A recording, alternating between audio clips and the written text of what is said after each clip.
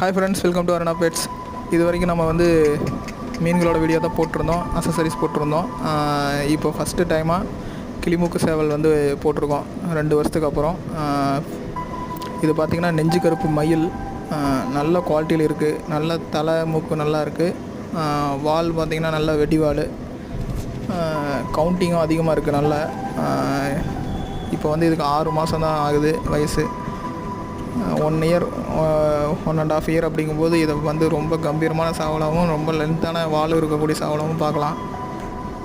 இன்னும் முள் கூட வந்து போடலை, முள்ளே வெளியே வரல. நல்ல இளம் பட்டா, இன்னும் பூ ஆரம்பிக்கலை.